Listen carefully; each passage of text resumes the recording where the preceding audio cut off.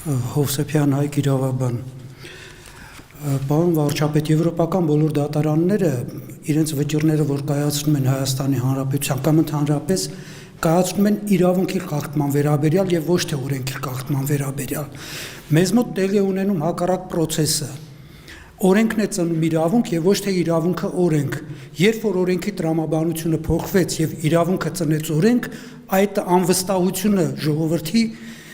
կվերանա։ Երկրորդ հարցը, որ կցանկանային խոսել գաղափարախոսությունից, ցանկացած գաղափարախոսություն հիմնավորվում է ռազմավարությամբ։ Մինչդեռ նույնիսկ այսօրվա կառավարությունը ներկայացված գաղափարախոսությանը հակառակ որոշումներ է կայացնում։ Այսինքն դա չի բխում քաղաքացու իրավունքից։ Հետևաբար եւ առաջանում է այդ անվստահությունը, որը ձևավորվում է հանրության մոտ։ Հիմա անդրադառնանք նոր ընդունվող սահմանադրությանը։ Ես միանշանակ կողմ եմ, որ պետք է նոր սահմանադրություն ընդունվի, որովհետև ներկա սահմանադրության մեջ բացակայում են հակակշիռների եւ զսպումների մեխանիզմները։ Ընդհանրապես որևէ հակակշիռ զսպում իշխանությունների ճյուղերի մեջ գրեթե գոյություն չունի։ Հետևաբար առաջին հերթին պետք է երկու հարց լուծել նոր սահմանադրությամբ։ Դա սկզբունքն է, թե մի քանի սկզբունքների, թե ինչ սկզբունքով է ձևավորվելու սահմանադրության հիմնական դրույթները, եւ երկրորդը, որ իրավունքը ծնի օրենքը եւ ոչ թե հակառակը։ Այդ ժամանակ մարդու իրավունքները կլինեն առաջնայինը, ոնց որ գաղափարախոսության մեջ ներկայացված է։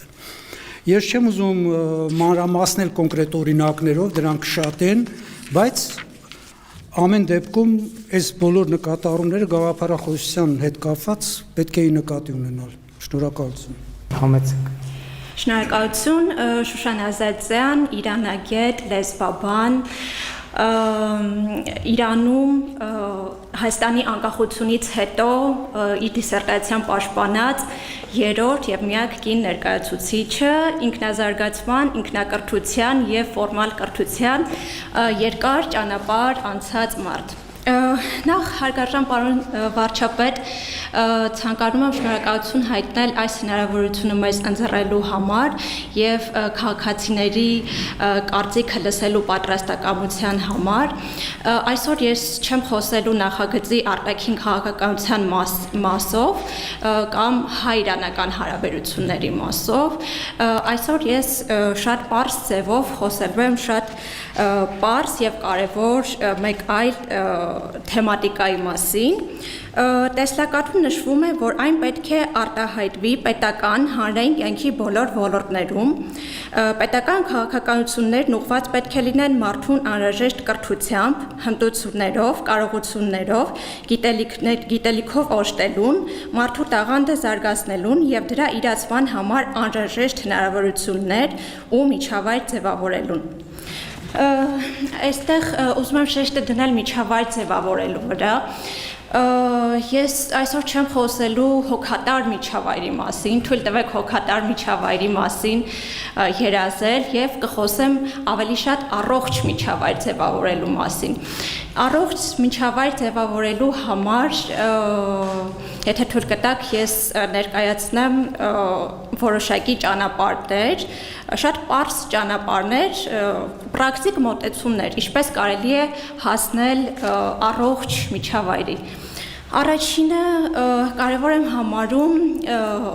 որ մարդիկ զբաղվեն ինքնակրթությամբ։ Պարոն վարչապետ, ինքնազարգացմամբ, ներողություն եմ խնդրում, ինքնազարգացմամբ։ Այսօր մեր ուսումնական հաստատություններում եւ պետական համակարգում աշխատում են մարդիկ, երկար տարիներ աշխատած մարդիկ, գուցեև հմտացած իրենց աշխատանքում, սակայն շատ լճացած վիճակում եւ մարդիկ չեն ցանկանում դուրս գալ իրենց հարմարավետության գոտուց, իսկ բոլոր նորարարությունները եւ տարբեր մոտեցումները դիտում են որպես վտանգավոր երևույթ են դիտում, ինչ կարող ես անել, մարդը վտանգ է տեսնում։ Եվ ամենակարևոր կետը ուրեմն ներառականության եւ հավասար հնարավորությունների մասին է։ Հավասար հնարավորությունները եւ ներառականությունը, երբ որ դրանց մասին մտածում ես, տանում են դեպի կոռուպցիա եւ բարեվարկություն։ Ինչ անենք։ Այստեղ ես ցանկանում եմ որպեսզի ուշադրություն դարձնել ոչ թե ոչ բարեվարք մարդկանց, այլ մարդկանց, որոնք բարեվարկություն են դրսևորում եւ փորձել խրախուսել նրանց։ Խրախուսելը ժողովրդական լեզվով ասած ոչ թե թիթիզություն է կամ ձևական ինչ-որ բան, այլ շատ լուրջ պետական պրակտիկա։ Նախ պարոն վարչապետ ներկայանամ, անունս Արման Ազգանն Սմբացյան, ներկայացնում եմ Գեղարքունիքի մարզի Լիշ գյուղը։ Ասեմ խնդիրներ հենց գյուղերի հետ կապված հիմնականը որ վերաբերում է մարդկանց առօրյային։ Մարդկանց մոտ իրավագիտակցությունը շատ թույլ զարգացած է։ Դուք որպես վարչապետ, երկրի ղեկավար, ինչու՞ չէ նաև մեր երկիրը Հայաստան Հանրապետությունը մեր ընտանիքն է, որպես ընտանիքի ղեկավար։ Ինչպիսի մոդելներ կառաջարկեք, որպեսզի մարդկանց իրավագիտակցությունը բարձրացնենք մենք։ Ես մոդելներից մեկը, եթե թույլ տաք, ասեմ, զեկույց ունեմ, մոդելներից մեկը պետքա նախ, եթե մենք խոսում ենք ժողովրդավարությունից մոտենում ենք Եվրոպային օրինակ ուսումը, եթե երեխաները դպրոցում սովորում են, իրանք ինքնակրթվելու կամ կրթվելու համար իրանք վճարումներ են ստանում պետությունից, բայց մենք ճիշտ է մեր ուսումը անվճար է, բայց մենք ենք վճարում պետության ուսումը անելու համար։ Երկրորդը, նախ հիմնականը ժողովրդի համար զուտ տարիքային առումով ասեմ 50-ից եւ ավել մարդիկ ուզում են փորձում են աշխատել, բայց գալիս ասում են իրանց տարիքային շեմը, ասում են վեր քո տարիքը լրացել է, դու պետքա գնաս թոշակի։ Որը որ չեմ ընդունում, եթե մենք գնում ենք Եվրոպա, մենք պետքա նախ մոդելները, ռեսուրսները ստեղծենք, թե ֆինանսապես եւ թե զուտ մեր գործընկերներից մեկը ճիշտ ասեց, ուղեղային ինստիտուտներ։ Մենք պետքա մեր կառավարությունը ավելի շուտ դուք, պարոն վարչապետ, հետևողական լինեք, նախաբուհական եւ բուհական հաստատությունները շրջած կատարեք, երբ որ մարդիկ ընտրում ենք խելացի մարդկանց, երբ որ խելացի մարդիկ մտքեր են արտահայտում, դուք ուշադրություն դարձնեք այդ խելացի մարդկանց։ Անդրադառնամ իրական Հայաստանի նախագծի։ Այո, ես պատիվ ունեմ, իսկականից պատիվ ունեմ, որ ներկա եմ գտնվում քննարկմանը, մինչև իրական նախագծի քննարկումը նախ որ դուք ասեցիք ի հայտ չի եկել Հայաստան Հանրապետության տարածքը։ Տարածքը ի հայտ եկել է, ուղղակի հնարավորություն չեն տվել մարդկանց սենց մտերմիկ զրույց անեն։ Իրանք որոշել են, իրանք արել են ու վերջում եզրահանգման ունեք, ասել են, էսի սենց պետք է լինի, բայց դուք հնարավորություն եք տալիս, որի համար խորապես շնորհակալություն եմ հայտնում։ Ներկայանամ, ես Արտակ Աղասյանն եմ, նախ շնորհակալություն եմ ուզում հայտնել պարոն վարչապետ հնարավորության համար, սենց անմիջական քննարկման եւ կուզեի տնտեսական բաղադրիչի մասին խոսել, հա, նախ իրական Հայաստան, սենց մի հատ տերմին, հա, եթե հնարավոր է ներառել որպես առաջարկ։ Տվյալ դեպքում ես իրական աշխատավարձի մասին կուզեմ խոսել, կապված եկամտահարկի հետ։ Նախ ովքեր որ վերցրեցին, հա, բնակարանները Երևանում անցած տարվա դրությամբ, մոտակա օրինակ վերցնենք, անցած տարի են վերցրել, մոտակա 19 տարին աշխատելու դեպքում իրենք պետությունից ստանալու են իրենց գումարը, մասնավորապես ով որ օրինակ 1973 թվականից եւ ավելի ներքևա ծնունդը ինքը ամբողջապես իր աշխատավարձը ստանում է։ 74-ից այս կողմ, տվյալ դեպքում մեր ենթախումբը օրինակի համար միայն 5%-ն է պահվում պարտադիր կուտակային, մնացածը էլի ովքեր որ վերցրել են, ստանում են իրենց աշխատավարձի գերակշիռ մասը։ Ես ճիշտն ասած անցած, չեմ հիշում կամ նախանցած տարի ԵՊՀ շրջանավարտեմ,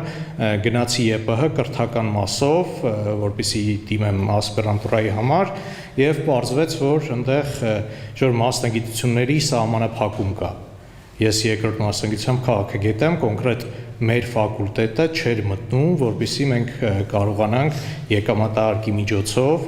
վճարովի ընդունվել, դիմել, այսինքն նախ դիմել ասպիրանտուրա ընդունվելու համար եւ եկամտահարկից այդ գումարը փոխանցվեր։ Ինչ որ մասնագիտություններ կային, որ հնարավոր էր, ցանկ կար այնտեղ հստակ, որ որոշ մասնագիտությունների դեպքում հնարավորություն կար, որպեսզի եկամտահարկից փոխանցվի, այսինքն կրթական բաղադրիչի համար, էլի, այդ բացը կուզեի նշեի, եւ իրական աշխատավարձի մասով, եթե հնարավոր է, հա, այսինքն ովքեր որ փաստացի արդեն անցած տարվա դրությամբ չեն վերցրել, այս տարվանից մարզերում կա, դիցուկ վերցնենք, ես սիրում եմ ին վրա օրինակը բերել, ասենք թե ես մարզերում էլ չեմ վերցնելու բնակարան, այսինքն այդ եկամտահարկը ինչ որ մի տարվանից առհասարակ դադարելու է, ինչ որ տարբերակ, եթե չգիտեմ ազգային ժողովում են սկզբում այդ քննարկումները լինելու կամ կառավարությունը պետք է սկզբից քննարկի հետո ներկայացնի ազգային ժողով, ինչ որ սոցիալական երաշխիքների ձևով տարիքային ինչ որ շեմ սահմանել, օրինակ, ասենք 40 եւ ավելի տարիքի մարդկանց, որոնք օրինակի համար կարող են արդեն 20 տարի, տեսա, 20 տարի աշխատած լինեն, ինչ որ ձևով եկամտահարկ կուտակված լինի, չասեմ թոշակի ձևով, բայց ինչ որ ձևով, որ իրենք էլ հնարավորություն ունենան, այսինքն հավասարություն լինի, տուն վերցրած ու չվերցրած մարդկանց միջև, միգուցե իրանք տան խնդիր չունեն, ունեն այլ խնդիրներ, չգիտեմ, իրենց երեխաների համար կամ էական չի, ինչ որ մի բանի համար իրենք այդ գումարը կարիք ունեն հետ ստանալու եկամտահարկի տեսքով, ինչ որ ձևով իրական աշխատավարձ, էլի, իրական Հայաստանում իրական աշխատավարձ, շնորհակալ եմ։ Պարոն վարչապետ, շնորհակալություն եմ հայտնում հնարավորության համար, Լևոն Աթանյան, կցանկանամ մի հարց բարձրացնել, ինչ եք կարծում ազգային էլիտաների դերը իրական Հայաստան գաղափարախոսության մեջ ու ինչ է կատարվում այդ ազգային էլիտաների ձևավորման համար։ Գուրգեն Մուրադյան, Վազգեն Սարգսյան անվան ռազմական ակադեմիայի դասախոս, նաև Երևան պետական համալսարանի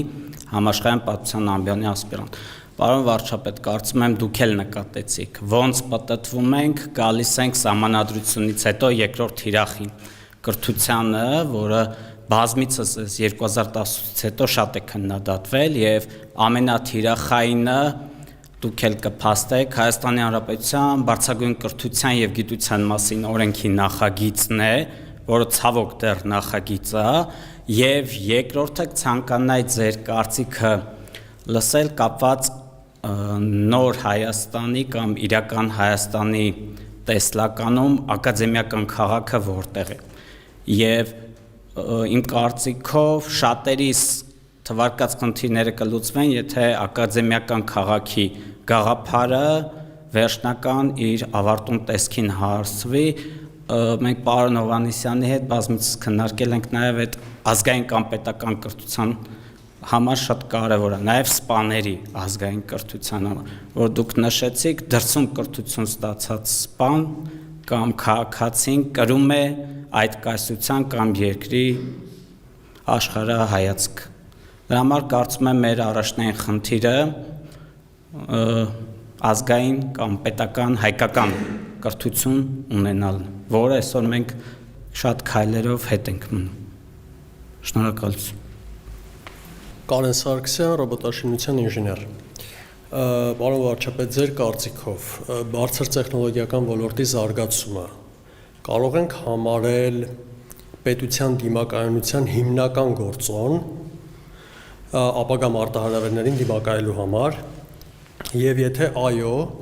ապա ինչպիսի ռազմավարական քայլեր են ձեռնարկվում կրթության ոլորտում, որակավորված եւ բարձր որակավորում ունեցող մասնագետների պատրաստելու համար։ Շնորհակալություն։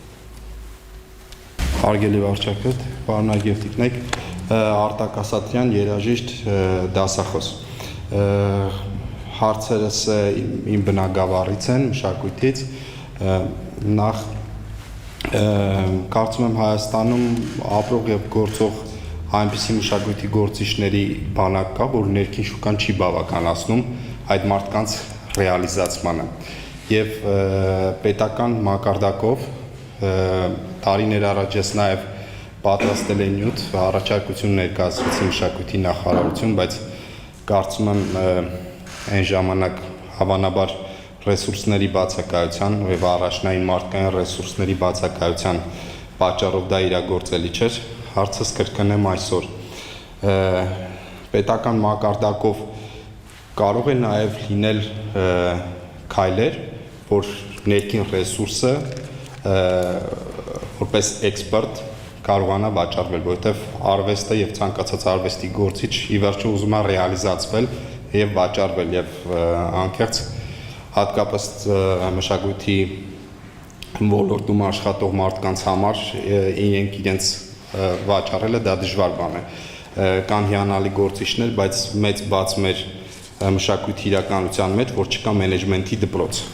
Եվ մարդիկ ամեն կերպ ուզում են մենեջեր գտնեն արտերկրում եւ այսպես որոշները հաջողում են, մեծ մասը ոչ։ Հարցս նաեւ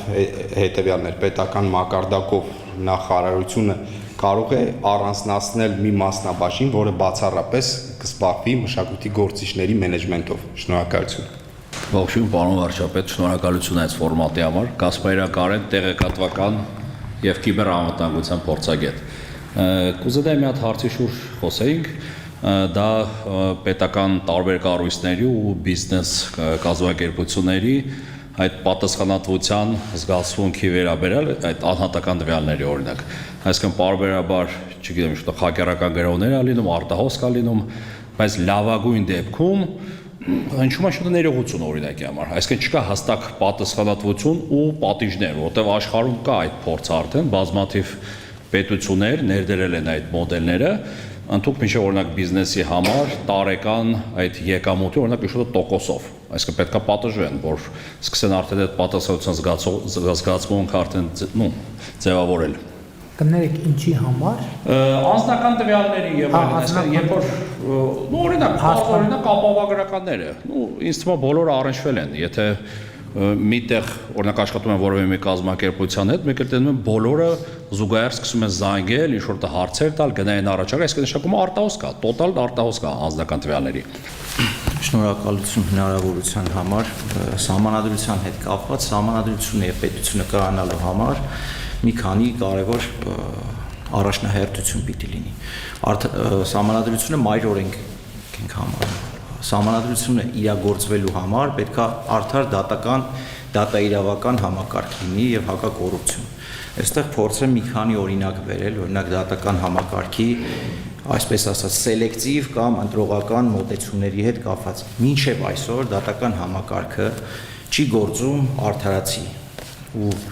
կարող եմ օրինակներ էլ բերել, երկրորդը կոռուպցիայի հետ կապված է։ Գողոնը գտնում են, մարդիկ վերականգնում են եւ քրեական գործը կարճվում է։ Դա ինչ է նշանակում, այսինքն քաղաքացին առանց դատարանի վճռի կամ վարչապետը կամ ազգային անվտանգության ղեկավարը որոշում է, այս մարդուն կարելի է բաց թողնել, այս մարդուն չի կարելի բաց թողնել։ Գողոնը վերականգնվել է։ Գողոնը կարող լինի հայտնաբերված, ենթադրենք X չափի գողոնից մի մասն են հայտնաբերել ու բնականաբար բոլորի մոտ դա որտեղ մի մասը ծախսել են, գնացել են, հանգստացել են ու նմանատիպ տարբեր գողոններ կան, որոնք դժվար է հայտնաբերել։ Դատական համակարգի հետ կապված, եթե անհրաժեշտություն կլինի, մի քանի օրինակ կարող եմ ներկայացնել, որ ընտրողական է լինում ու մարդիկ նամանանդ վարչական իրավախախտումների հետ կապված փորձում են դիմել դատարանել իրանց իրավունքը վերականգնելու կամ 1.5-2 տարի հետո է նշանակվում առաջի դատը, բազմաթիվ դեպքեր կան։ Այսինքն մենք չունենք անհրաժեշտ քանակի դատավորներ, ընդ որում անաչառ դատավորներ, մարդիկ կան, որոնց հոդվածը ավելի քիչ է, քան գտնվում են նախնական կալանքի տակ, ու նմանատիպ բազմաթիվ օրինակներ կարելի է բերել սելեկտիվ կամ ընտրողական արդարադատության, որին ինձ թվում է, չգիտեմ, էլի նույն բանն է լինում, այսինքն պիտի վարչապետը հատ-հատ բոլոր քրեական գործերին անձամբ ծանոթանա փորձի արդարություն վերականգնել ձեր միջամտությունը, թե պետք է համակարգ հնենց լինի, որ սահում, եթե կա հանցագործություն, պիտի հետևի պատիժը։ Շնորհակալ եմ, ես 15 րոպեի մեջ փորձեմ արձագանքել։ Առաջին ձեր հարցը պետությունը պատրաստ է ֆինանսավորել թե չէ, այո, պետությունը պատրաստ է, բայց որոշակի մեխանիզմներով, հետո ինձ թվում է դուք ծանոթանաք օրինակ գիտության ֆինանսավորման հետ կապված մեր մեխանիզմներով ինչու ձեր ասածը հնարավոր չի անել, եթե ինձ գրեք էլեկտրոնային փոստով, ես կփորձեմ հասկանալ, թե ինչու է ձեզ մոտ այդ հարցը ծագում, որովհետև հիմա մենք ունենք այդ համակարգը եւ պետքա հասկանալ ինչու դուք տեղյակ չեք կամ ինչու չի ստացվում, ինչու է ձեզ մոտ այդ հարցը ծագում։ Իրավունքն է ծնում օրենք, թե օրենքը իշխում, ֆունդամենտալ հարց։ Եվ իմ կարծիքով էլի նույն բանի մասին ենք խոսում, որովհետև այն սահմանադրությունը եւ սահմանադրական կարգը, որը օրգանական կապ ունի ժողովրդի հետ, օրգանական կապ ունի իրավունքի հետ, որովհետև ի վերջո ժողովուրդը, ժողովրդավարական հասարակություն իրավակարգի աղբյուրն է։ Ստեղ էլ այդ մի քիչ իրավաբանական կոնցեպտուալ հարց է, բայց ես ուզում եմ բերեմ դա մեր քաղաքական քննարկման մեջ, որովհետև այս մեր իրական Հայաստանի գաղափարախոսության տեսակետից իրավունքն ու օրենքը սկզբունքորեն հարց կարածակի, ոչ իրավաբանները այս թեմային լավ են տիրապետում, սա իրաց մասնագիտական հարցն է, բայց ոչ իրավաբանի համար կարա հարց ցակի, մի րոպե, ինչի պետք է օրենքն ու իրավունքը նույնը չլինեն։ Իմ կարծիքով հարցի պատասխանը հետևյալն է, իրանց ծագման աղբյուրի մեջ է, որովհետև եթե այն իրավակարգը, որը բխում է սուվերենից, այսինքն ժողովրդից, ինքը մեկը իրավունք է, եւ Իրանի ծնված իր համակարգով գենետիկորեն իր հետ կապված կապով օրենքը չի կարող իրավունքի վրա հենված չլինել։ Ինչու է մեր մոտ օրենքը ընկալվում, որ իրավունքի աղբյուր եւ ոչ թե իրավունքը օրենքի աղբյուր, որովհետեւ օրենքը կտրված դրված է վերևում, Էսա պատճառը, որ ինքը հողի վրա կանգնած չի, ինքը ժողովրդի չի, ինքը մեր օրգանիզմի մաս չի։ Եվ այս հարցը ինչքան էլ կարա մի քիչ անուղակի, բայց ձեր ասացի իմ կարծիքով ուղիղ օրենքները գրվում են նախարարություններում, այդ խնդիրը տեղ առաջանում։ Հասկանում եմ։ Ելնելով իր վարչական շահերից ելնելով, դրա համար էլ կտրվում է կապը։ Այդ երբ որ կստեղծվի անկախ մի մարմին, ասենք համարտական իրավունքի կենտրոն, որ աշխարհում ընդունված է, եւ այդ կենտրոնը, որտեղ տնտեսագետներն են, մյուսներն են, կգերեն օրենքը, նախարարությունը պատվերը կտա իր նախագիծը կներկայացնի ինչ կանի, այդ ժամանակ իրավունքը կծնի օրենքը։ Իմ կարծիքով տեսեք,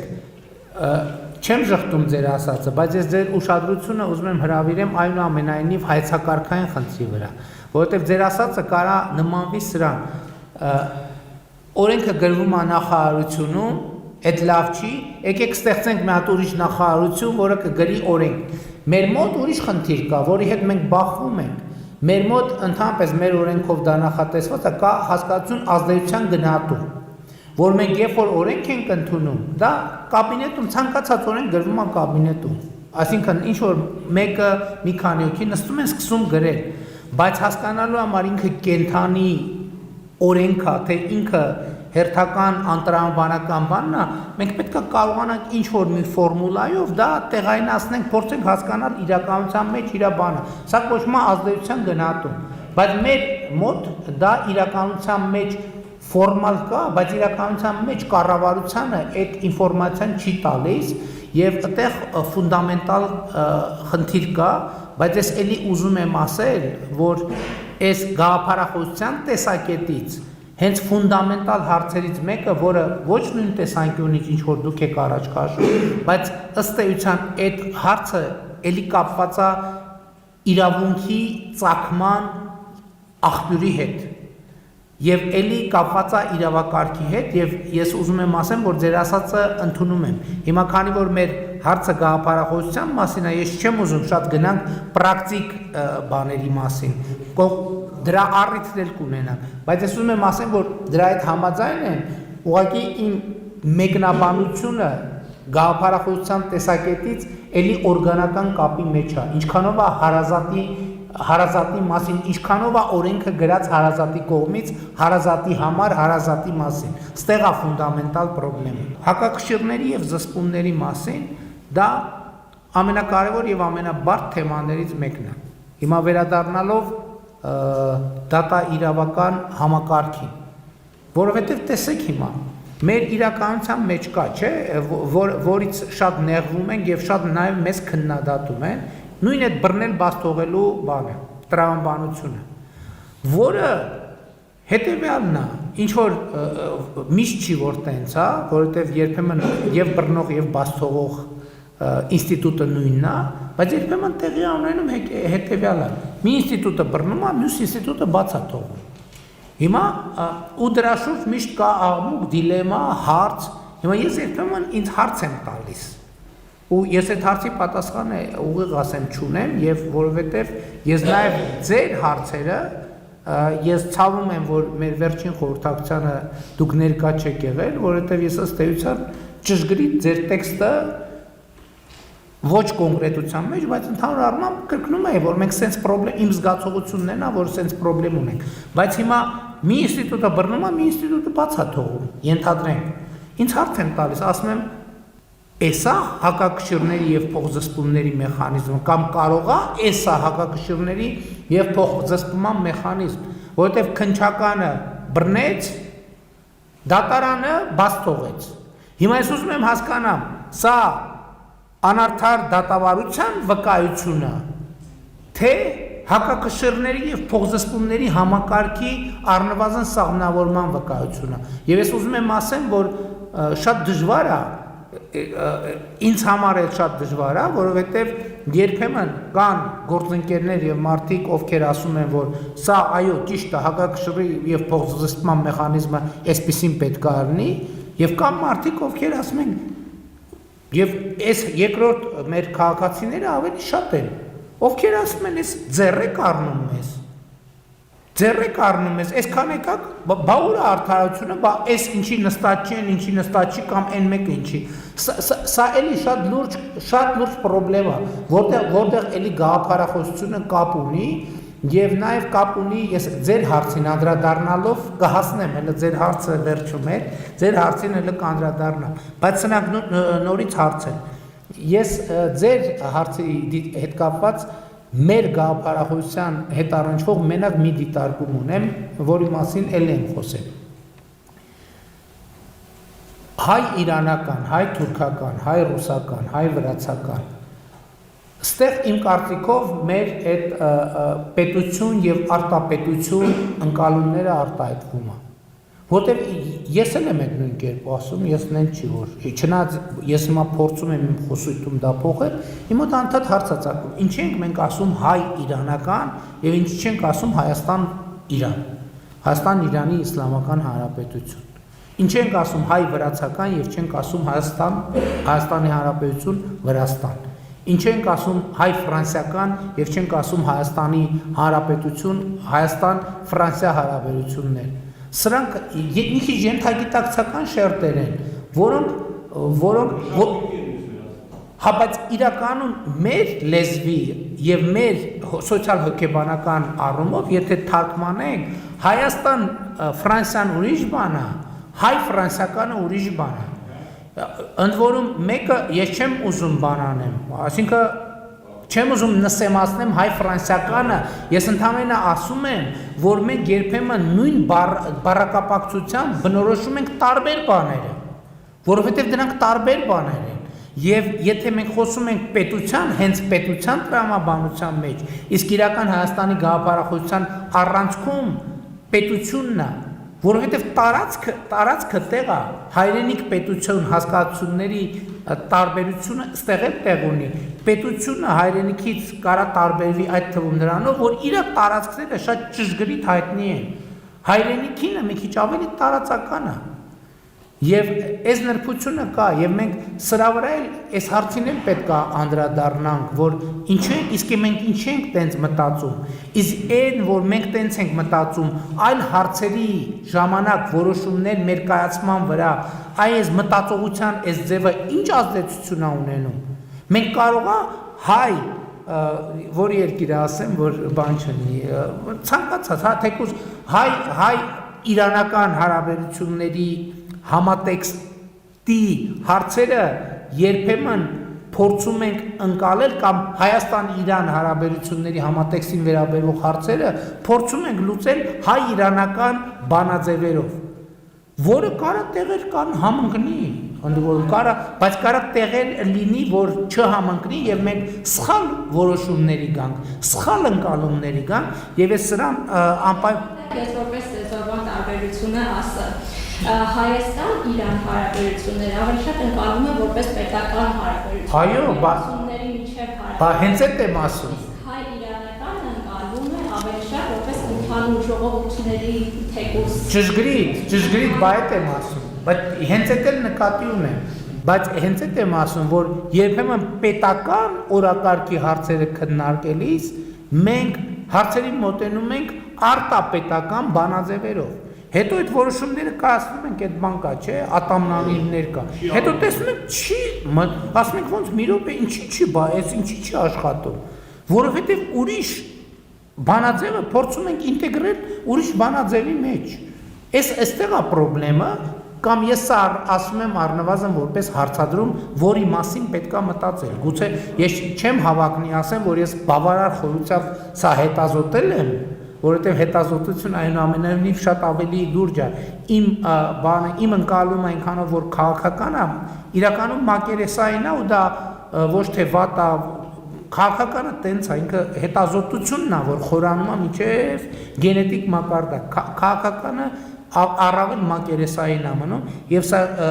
շատ կարեւոր խնդիր է։ Ինքնազարգացման մասին խոսեցիք եւ խնդիրները լսելու մասին խոսվեց եւ ես ինքնազարգացման եւ խնդիրները լսելու մասին իմ կարծիքով մի կարևոր գոնե իմ տեսակետից կարևոր բան ունեմ ասելու։ Մեր իրականության մեջ մի հատ ուրիշ խնդրեմ կա։ Մենք քննադատության կուլտուրա չունենք։ Քննադատել նշանակում է թշնամանալ։ Ու սա մեր զարգացման ճանապարհին ֆունդամենտալ խնդրեմ է։ Դա ինձ էլ է վերաբերվում։ Ես չգիտեմ, ես նույնիսկ էմոցիոնալ հարթության մեջ չեմ, դա ինչ որ մի հատ ուրիշ բան է, որ մենք նույնիսկ մեր կուսակցության մեջ մենք հիմա այդպես որոշում ունենք, որ ուզում ենք բան անենք, ինքնակննադատության եւ քննադատության կուլտուրա ձևավորենք։ Բայց նույնիսկ ամենամերձավոր միջավայրում ես դա տեսնում եմ, երբ որ խոսքը նրա մասին է, որ մենք պետքա անցնենք քննադատության ժանրին, դա դառնում է խնդրեմ։ Եվ առավել եւս եւ շատ դեպքերում ինչ են օրինակ մեր մոտ այդ թվում քաղաքական թիմերը եւ այլը իշխանության ընդդիմություններն իմիջայլոց այդ նույնը ընդդիմության մեջ է տեղի ունենում իրանք X պահի իրանք զարգացումը դադարում է որովհետեւ մի պահ է գալիս երբ որ առանց քննադատության հնարավոր չի զարգանալ իսկ այդ պահին երբ որ դու չես կարողանում այդ շարժիչը օգտագործես գնում է արդեն զարգացման հակառակ պրոս լճացում է գնում եւ սա վերաբերվում է բաներին սա վերաբերվում է նաեւ նախարարություններին աշխատանքային կոլեկտիվներին կուսակցություններին խմբերին ու սա ֆունդամենտալ խնդրեմ է այո ես բայց այդտեղ գիտեք ինչ երբ որ ես ասում եմ քննադատելու կուլտուրայի խնդիր կա երկու կողմ կա որովհետեւ մենք համ ասելու մեջ խնդրեմ ունենք համ լսելու մեջ խնդրեմ ունենք ու սա մեկը մյուսի հետ կապված է որովհետեւ երբ որ մեզ բան են ասում առաջին ռեակցիան այն է մենք պատ ենք շարում եւ դիմացին ուզում է այդ պատը քանդի որպեսզի այդ պատը քանդի պետք է ավելի սուրը լինի ավելի դաժանը լինի բայց երբ որ դիմացինը խոսում է արդեն իր խոսքի մեկնարկի մեջ այդ դաժանությունը կա եւ նաեւ սրա պատճառով է պատը շարվում եւ սա էլի ֆունդամենտալ գաղափարախոսական խնդրեմ է ոնց մենք իրար քննադատենք քննադատություն երբեք էլ հաճելի չի լինի դա բացառված է դա սուտ է չի կարա եթե հաճելի է ինքը քննադատություն չի որովհետեւ այնուամենայնիվ քննադատությունը այնա որ առնվազն դու ինչ որ բան կամ սխալ ես անում կամ այն չես անում բայց սա այն մեծ շարժիչներից է որը մեր մոտ բան է խփած է այդ մատորը եթե շատ կոպիտ ասենք եւ սա շատ լուրջ ֆունդամենտալ խնդրեմ է եւ կարծում եմ դա էլ շատ լուրջ գաղափարախոսական հարց է իրավագիտակցության մասին Հարցը ես էլի գաղափարախոսության տեսակետից էդ էի բանանում։ Երբ որ իրավունքի աղբյուրը դու չես, դու այդ իրավունքի հետ բոլոր ձևերով առնչվելու պրոբլեմ ունես։ Այսինքն ինքը քոնը չի, դու իրան գիտակցելու անհրաժեշտություն չունես։ Մեկը գիտես ինքը սուտ է, մեկը գիտես ինքը կեղծ է։ Իրավագիտակցությունը ինչի՞ց է, որովհետև հա մեր իրականության մեջ իրականում համաձայն եմ, շատ սուր է արտահայտվում, դա բոլորիս մեջ է սուր արտահայտվում, որովհետև ասենք բաներ է տեղի ունենում, որ չես հասկանում, ինչի է դա տեղի ունենում, ոնց ենք մենք վերաբերվում, ընդ որում բոլորս ամենատարբեր շերտերին, ոնց ենք վերաբերվում իրավունքին, կարգին, օրենքին, տրամաբանությանը, հենց այդ է իրավագիտակցությունը։ Իրավագիտակցությունը նաև այնա, որ խնդիրը իրավունքի եւ օրենքի մեխանիզմով լուծելու բան ունենաս, վճռականություն ունենաս, բայց քանի որ դա մեզ հարազատ չի, չենք կարող մենք իր այդ հաշտապրենք։ Եվ այս գաղափարախոսական առումով իհարկե այդպիսի հարց էլ կա, ուսման վճարի հետ կապված, օրինակ ակադեմիական քաղաքի նախագիծը, որ հետ կապված հարց բարձրացվեց, հենց ֆունդամենտալ նպատակներից մեկը դա է, որ մեր ի սկզբանե գաղափարը եղել է այն, որ ակադեմիական քաղաքում Հայաստանի քաղաքացիների համար կրթությունը այն ուսանողների համար, ովքեր առաջադիմության մի շեմից վերև է, այսինքն իրանք ռեալ ուսման մեջ է։ Այս շատ կարևոր բան է։ Ոչ թե բոլորի համար, այլ նրանք, ովքեր ռեալ ուսման մեջ են, որը պետք է չափը, ինքը պետքա բան չունենա, ուսման վարձ պետքա չլինի։ Նպատակներից մեկը ակադեմիական քաղաքի էտա, որ ուսանողը, ով որ ուսման մեջ է, ինքը այդ խնդրեմը չունենա, որ բա ես ուսման վարձս ոնց եմ վճարելու, եւ հիմա էլ այն պահից, երբ որ այդ սկզբունքը որդեգրել ենք, օրինակ առնվազն այն դիմումները, որ ինձ գալիս են դրա հետ կապված, ես առաջի հարցը մենակ մի հարց եմ տալիս, իրա մոգը ինչքան է, եթե մոգը մի գծից վերև է եւ ստուգում է, որ իրոք խնդիր կա սոցիալական եւ այլն, մենք անպայման ուսման վարձը վճարում ենք, օգնում ենք, որպեսզի ուսանողը չկտրվի կրթությունից։ Այստեղ հարց հնչեց ազգային էլիտաների մասին, ինքը իրականում շատ բարդ հարց է, շատ բարդ հարց է, եւ ես նույնիսկ ասեմ, որ այդ թեմայի, այդ հարցին պատասխանելու համար պետք է էլի մտածել, որովհետեւ ոնց որ ինքնության եւ քաղաքացիության հարցը կա, տենց էլ էլիտայի եւ ինքը ինչի էլիտա է, այս շատ կարևոր բան է, որովհետեւ ինքը պետության էլիտա է, թե արտապետության էլիտա է, որը էլի ես չեմ նսեմացնում, բայց այդտեղ զուտ ինստիտուցիոնալ այդ բանը ճշտելու անհրաժեշտությունը կա, ուզում եմ մենակ դատական համակարգին եւ մշակույթին անդրադառնալ,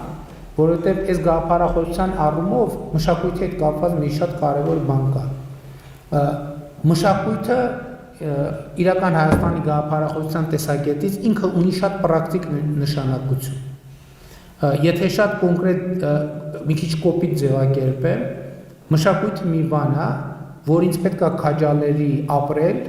որ ինձ պետք է քաջալերի լինել լավատես, որ ինձ պետք է լինի ոգևորի, որ ես հաջորդ օրը ոգևորված արդանանամ, գնամ աշխատանքի եւ իմ աշխատանքը լավ անեմ,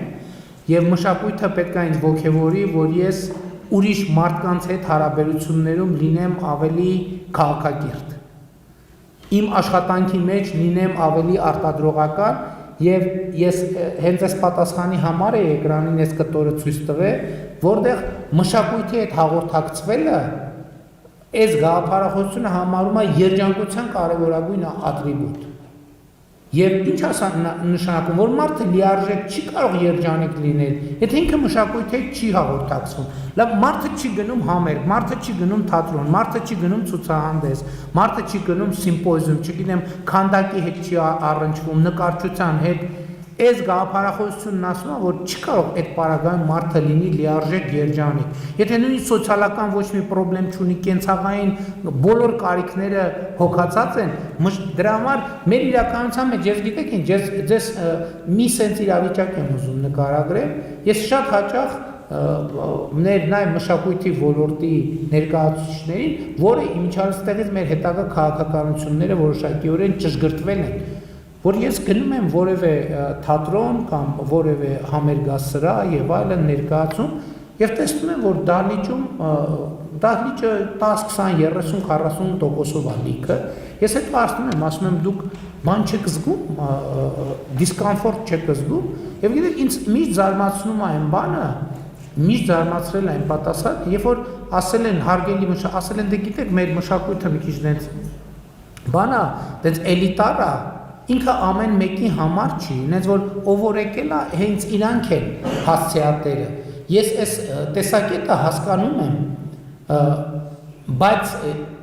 համաձայն չեմ այդ տեսակետի հետ, որովհետև մշակույթը մարդու համար է, մշակույթը պետք է մարդու կյանքը դարձնի ավելի լավը, որ եթե դահլիճում դատարկ տեղեր կան, իհարկե ուրիշ խնդիր կա, որ կարող է ուրեմն դա ինչքանով է դա մշակույթ, էս էլ է հարց, որտեղ մշակույթը պետք է գնա եւ գտնի իր շահառուին, մշակույթը այնքան ուժեղ է, որ ինքը պետք է ինձ վերցնի իմ բազմոցից եւ տանի նստացնի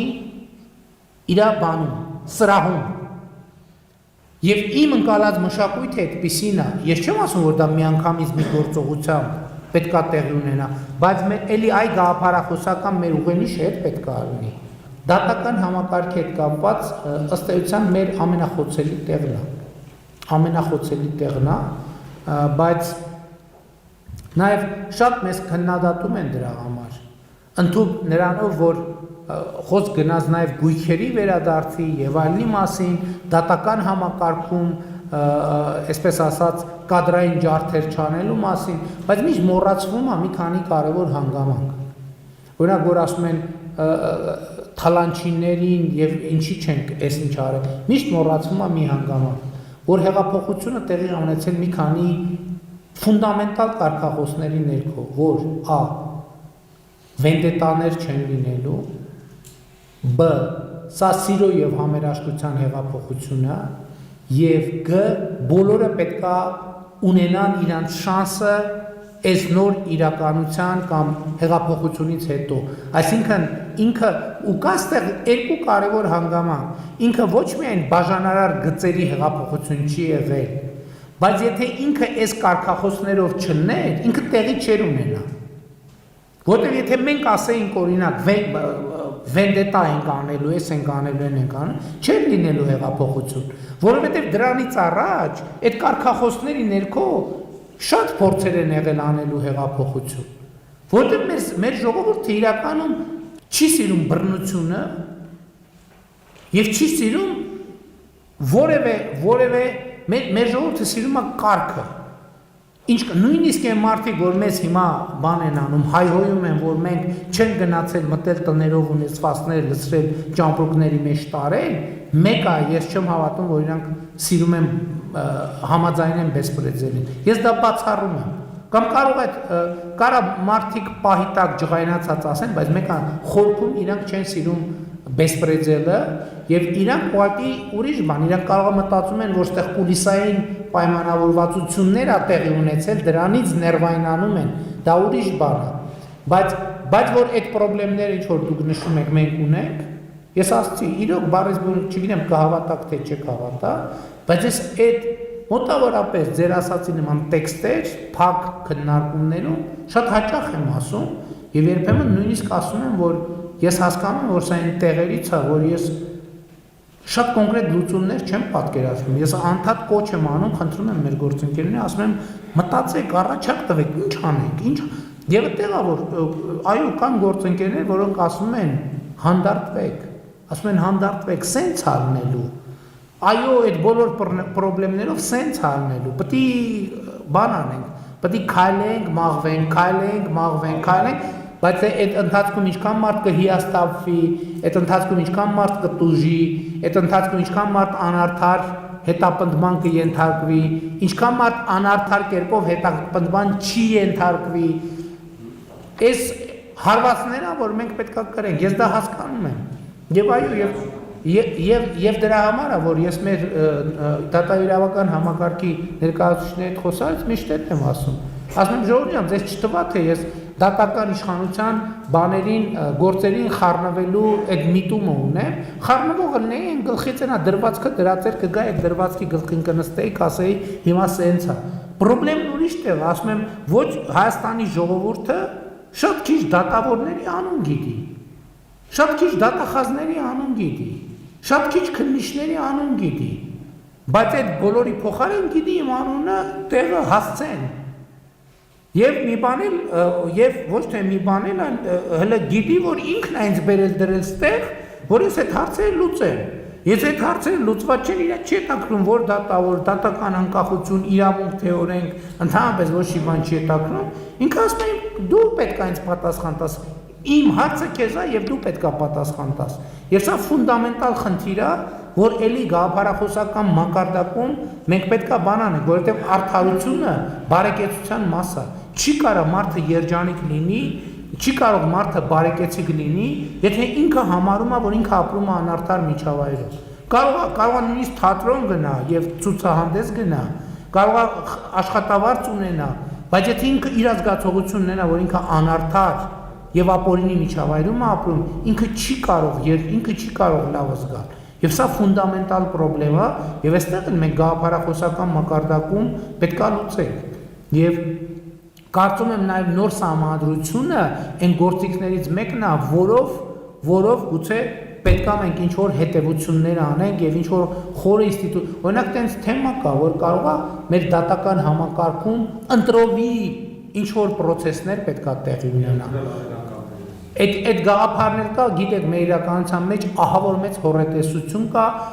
բայց ես հիմա որ դուք անդրադարձաք, ես ասեմ ինչ եմ արձագանքել դրան, որ ասում են դե մենք փուճուր երկիր ենք, բոլորը բոլորին հազար ձևով կապված է, ասում եմ լսեք, հանրությունը պետք է լինի արդարադատության հեղինակը, եթե ինքը մտածում է տենց, այդ եմ ասում, որովհետև մեր արդարության պրոբլեմը շատ դեպքերում էլի արդարության եւ արդարադատության պրոբլեմը այն է, որ ինքը ոչ թե սխալ է, ինքը էլի օրգանական կապ չունի ժողովրդի հետ, իրավունքի աղբյուրի հետ օրգանական կապ չունի։ Որովհետև ես ինչ եմ ասում եմ Ժորժ ջան, մեր դատական համակարգին, ասում եմ եկեք ստանդարտ դնենք։ Ես չեմ ասում, որ եւ հիմա իմ գաղափարն է, որ մեր վճռաբեկ դատանը նախադեպերով պետքա կառուցի, որ խնդիրն այն չի, որ խնդիրն է, որ արդարությունը մի դեպքում մի կերպ աշխատում, երկրորդ դեպքում մի կերպ։ Եթե ինքը նույնիսկ բոլոր դեպքերում անարդար աշխատի, բայց բոլոր դեպքերում, բոլորի համար, անկախ նրանից թե ում հետ է, անարդար բառից, այսինքն ճշգրիտ չլինի։ Մեկը մարդիկ հաշտ կնեն դրա հետ, որովհետև կասեն սա ստանդարտ է, կապ չունի մարդու ազգանունը, ազգանունը, սոցիալական, բոլոր դեպքերում այս գործողությունը բերում է այս ռեակցիային եւ հետեւաբար ձեր ասած խնդիրը մեկը էլի օրգանական կապի մասին է, որ հանուն, ասում է, հանուն Հայաստանի Հանրապետության, այսինքն թարգմանաբար նշանակում Հայաստանի Հանրապետության անունից, Հայաստանի Հանրապետություն ով է? Հայաստանի Հանրապետություն էլի այստեղ մի հատ էլի լրացում կա, էկրանին եմ ձեր ուշադրությունը հրավիրում, Հայաստանի Հանրապետության քաղաքացի, պետությունը դու ես, Հայաստանի Հանրապետությունը դու ես, այսինքն հանուն Հայաստանի Հանրապետության նշանակում է այդ վճիռը քաղաքացու անունից է, բայց քաղաքացին ասում է մի րոպե,